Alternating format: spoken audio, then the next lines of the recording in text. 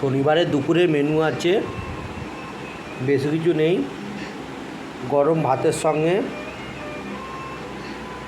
লাউ পাতা বাটা, উচ্ছে ভাজা, এটা আছে দেশি মুরগির ডিম যাকে বলে, ওটা হচ্ছে মামলেট করেছে।